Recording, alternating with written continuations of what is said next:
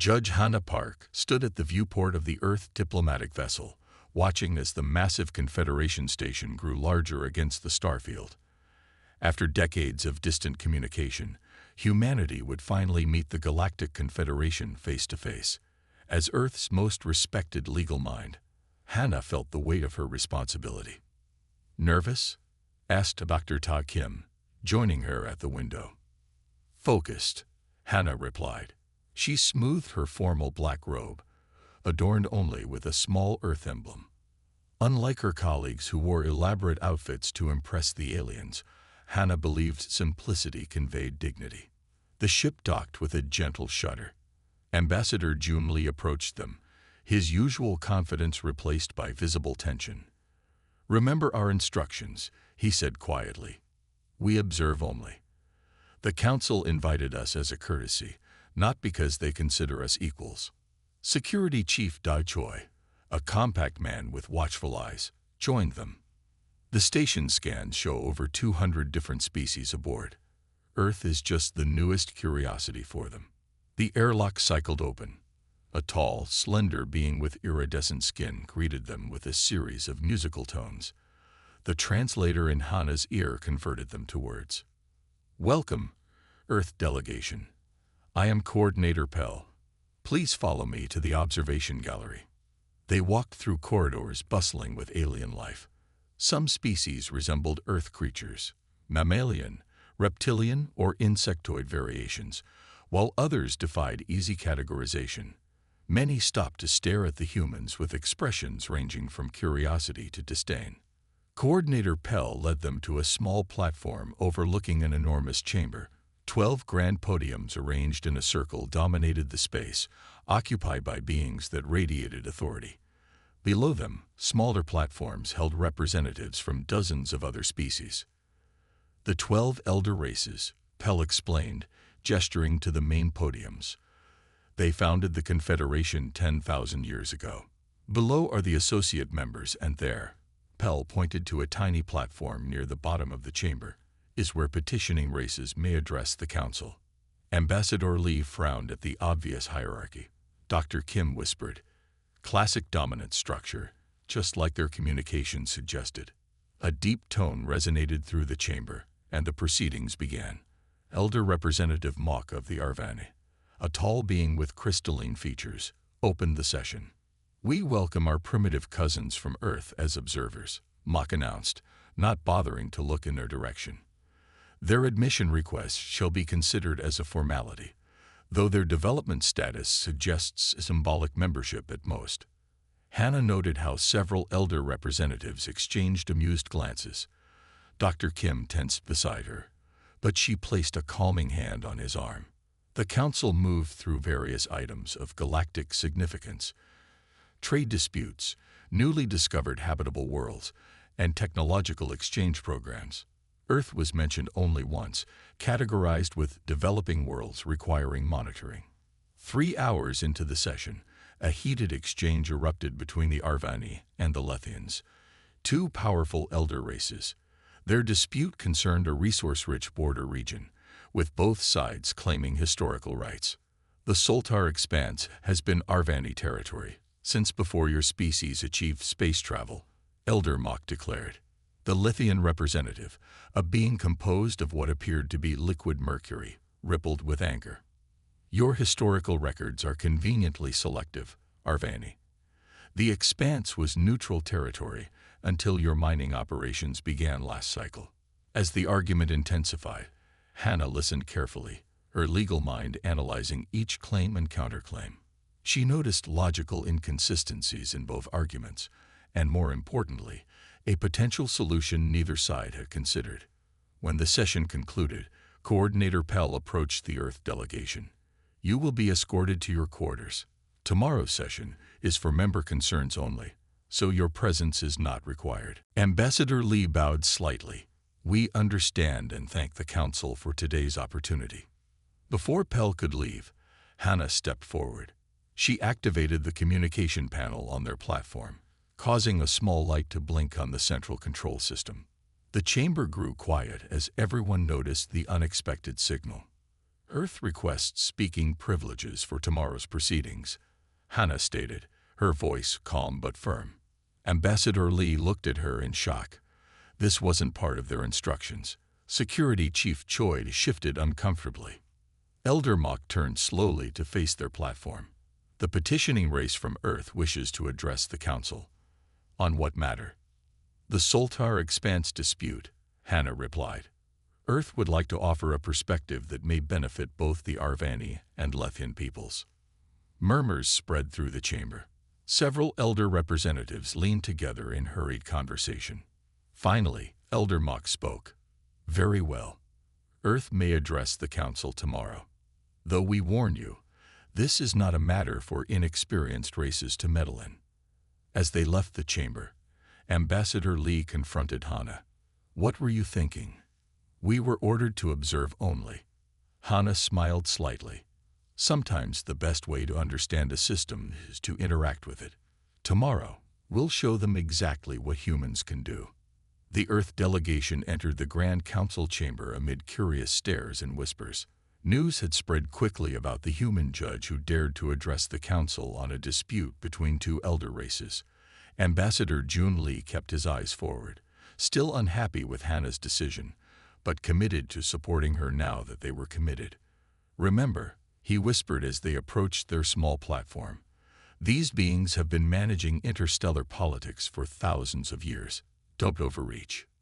Hannah nodded, her face calm despite the tension she felt. Dr. Kim gave her a small device. I compiled all the data we have on the Soltar Expanse. The translator has been updated with their legal terminology. The chamber quieted as Elder Mok of the Arvani rose. Before we address scheduled matters, we have granted the Earth delegation speaking privileges regarding the Soltar Expanse dispute. His tone suggested he expected little of value. The human may approach the central platform, announced the council moderator. Hannah walked confidently to the center of the chamber, where a small circular platform rose to elevate her. She still stood below the elder representatives, but now all could see her clearly. Honored representatives of the Galactic Confederation, Hannah began, her voice steady. Earth thanks you for this opportunity to address the Council. The Lethian representative shifted impatiently, its mercury-like form rippling with annoyance. We have granted you this unusual privilege. Please do not waste our time with pleasantries we already find excessive. Several representatives made sounds that the translator identified as laughter. Hannah remained composed. Very well. To the matter at hand. She activated a holographic display showing a detailed map of the disputed region, the Soltar Expanse. The map expanded, showing energy readings, stellar formations, and resource deposits. Several council members leaned forward with new interest. Your dispute centers on territorial claims, historical precedents, and resource rights, Hannah continued. Both the Arvani and Lethian claims contain historical validity, yet both also contain inconsistencies. Elder Mok's crystalline features hardened. Human, you presume much to question our historical records. I question no records, Hannah replied. I merely observe that selective interpretation has occurred on both sides, as happens in all disputes across the galaxy. She manipulated the display, highlighting specific regions. Having studied your legal codex, I note striking similarities to Earth's own maritime boundary resolutions following our third global accord. Like you, we once fought over resource-rich regions where boundaries were unclear. The display shifted to show Earth's historical ocean territory disputes. Our solution was not in territorial concession, but in shared stewardship. Murmurs spread through the chamber. The Lethian representative rippled with interest. Explain. Hannah expanded her presentation, showing a detailed proposal. The Soltar Expanse could be redesignated as a jointly managed economic zone.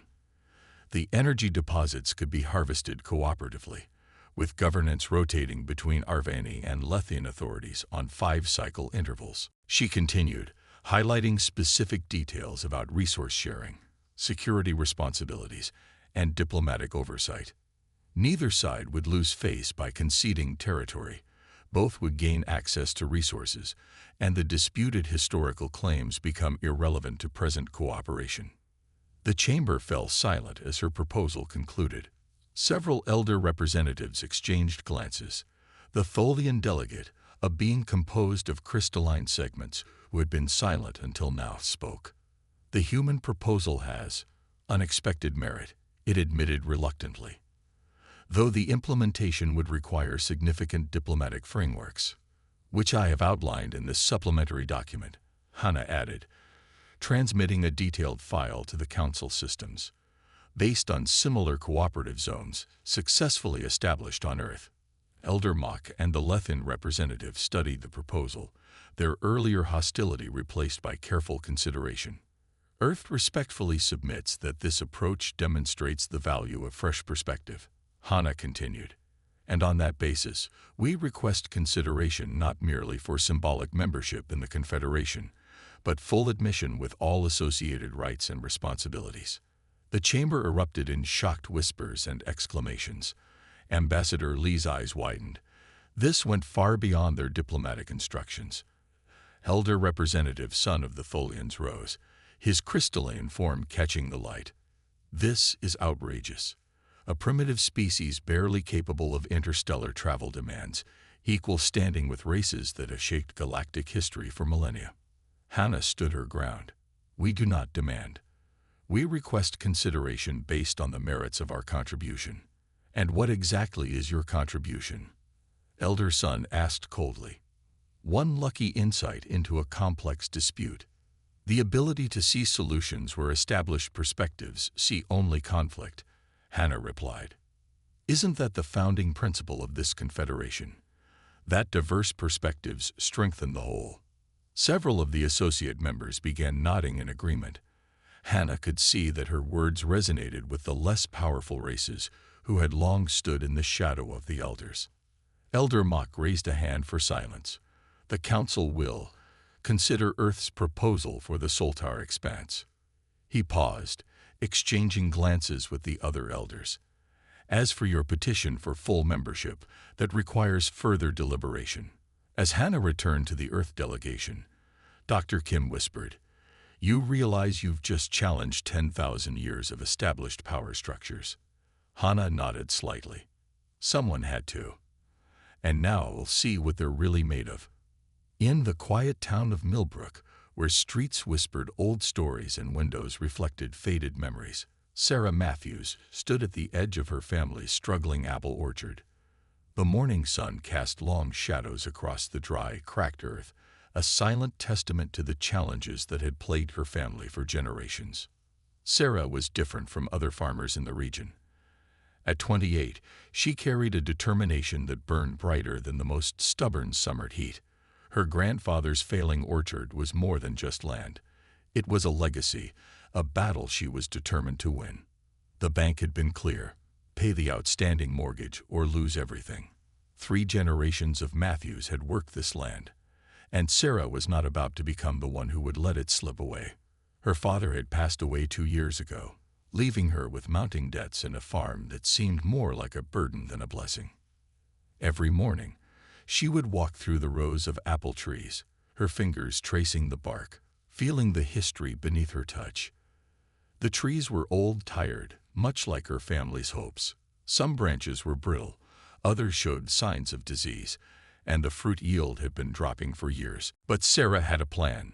Unlike her father and grandfather, who had relied on traditional farming methods, she had been reading, researching, and developing a unique approach to reviving the orchard. She had attended workshops, talked to agricultural experts, and saved every penny she could. Her strategy was simple but revolutionary: organic regenerative farming. She would restore the soil's health, introduce diverse crops between apple trees, and create an ecosystem that would naturally support the orchard's growth. It was a risky approach, especially in a community that valued conventional farming. The local farmers laughed. They called her ideas crazy, unrealistic. "You can't change generations of farming with some new age techniques," they would say at the town's weekly market. But Sarah remained unbothered. She knew her vision was different. Her first step was soil restoration. She brought in organic matter, introduced beneficial insects, and stopped using chemical fertilizers. The land looked worse before it would look better. Brown patches, scattered plant growth, and a landscape that seemed more dead than alive. The bank's deadline was approaching. Her savings were dwindling, and the mortgage payment loomed like a dark cloud. Many nights she would sit on her porch, looking at the orchard, wondering if she was making that terrible mistake. But then small changes began to happen. Earthworms started appearing in the soil. Wildflowers sprouted between the apple trees. The ground began to look alive, vibrant, and full of potential. Sarah's neighbors started to take notice. One particularly challenging week, when her hopes were at their lowest, an unexpected rain came. Not just any rain, but a gentle, nurturing shower that seemed to breathe life into the struggling land. It was as if nature itself was supporting her vision. The transformation wasn't instant. It was slow, patient, requiring more faith than financial resources. Sarah worked from dawn to dusk, her hands calloused, her spirit unbroken. She sold small batches of organic vegetables from her diversified farm plot to keep herself afloat. Local agricultural experts began to show interest. They would visit her farm, initially skeptical, but slowly becoming impressed by her methodical approach. Her orchard was becoming a case study in sustainable farming. As the months passed, the apple trees started showing signs of recovery.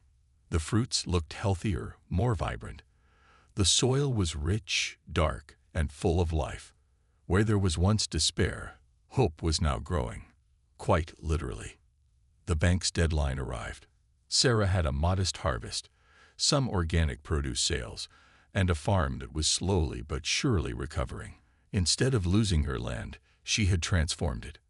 Her grandfather's legacy was not dying. It was being reborn. In Millbrook, stories spread. The stubborn young farmer who refused to give up, who saw potential where others saw only failure. Sarah Matthews had done more than save an orchard. She had planted seeds of change, not just in her land, but in an entire community's understanding of farming. Her challenge was not just about saving a farm. It was about proving that with vision, hard work, and unwavering belief, even the most seemingly impossible tasks could be accomplished.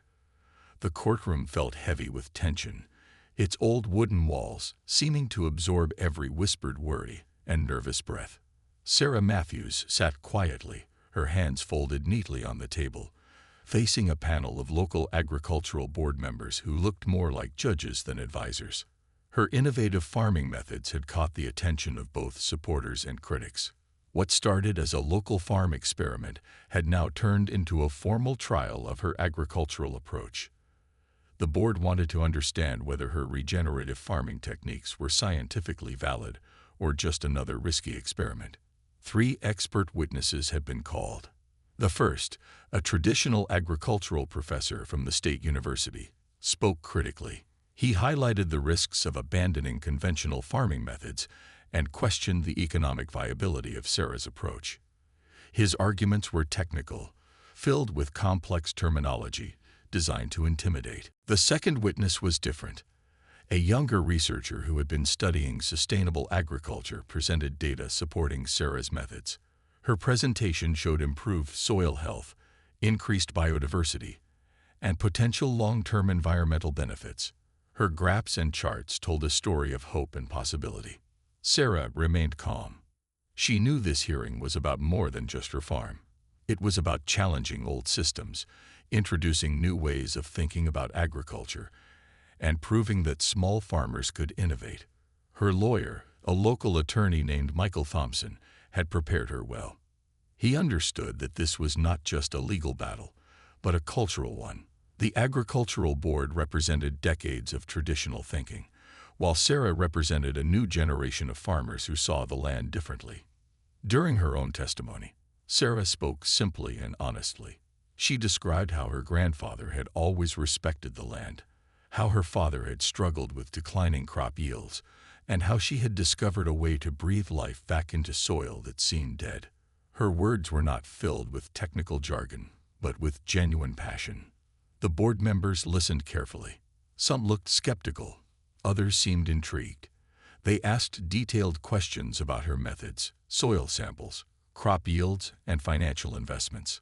Sarah answered each question directly, without defensiveness or anger. Outside the courtroom, local farmers had gathered. Some supported her, others waited to see her fail.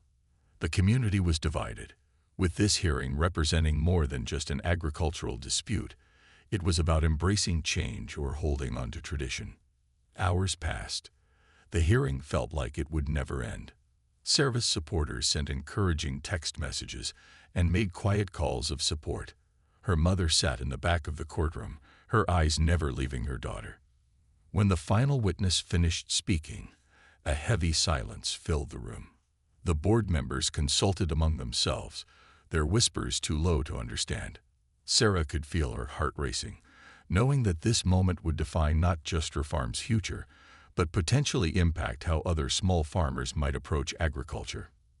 Michael Thompson squeezed her hand, a gesture of solidarity and support. He had believed in her vision from the beginning, seeing something revolutionary in her approach that went beyond simple farming techniques. The lead board member finally cleared his throat. He began speaking, his tone measured and careful. He acknowledged the complexity of the case, the innovative nature of her methods, and the potential implications for regional agriculture. Sarah listened, her breathing steady, her eyes focused. She had prepared for this moment, not just through research and hard work, but through an unshakable belief in her vision. The decision would not just impact her farm. It would send a message to farmers across the region about innovation, sustainability, and the courage to challenge established systems. Whether she won or lost, Sarah had already changed the conversation.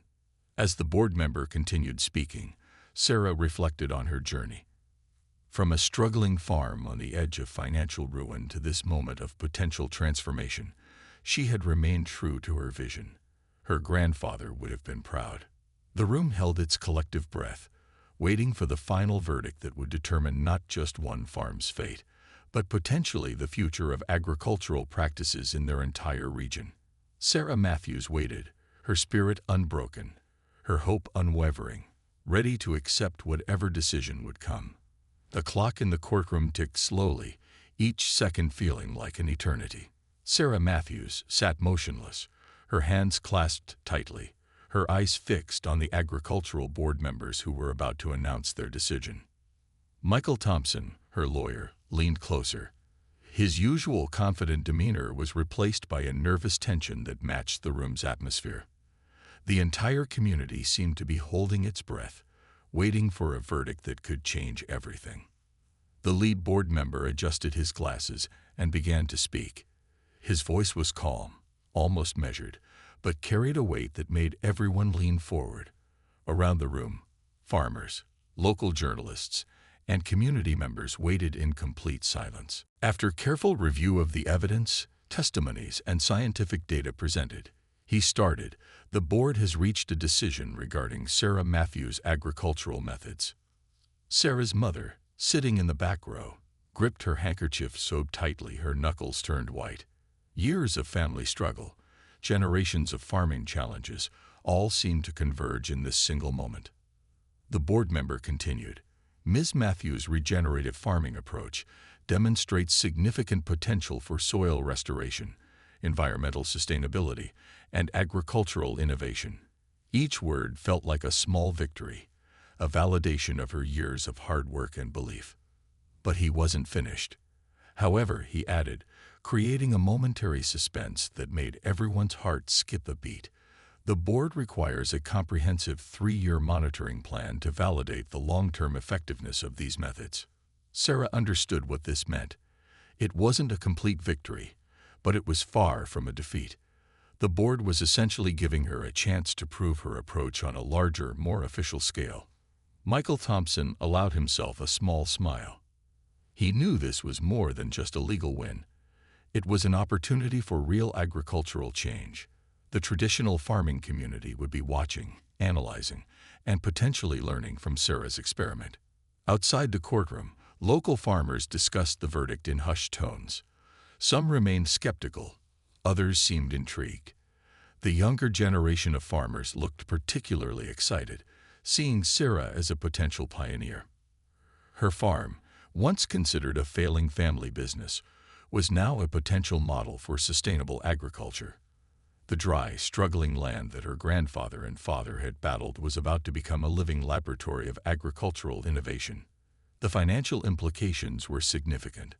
With the board's conditional approval, Sarah could now access research grants, government support, and potentially attract investors interested in sustainable farming techniques.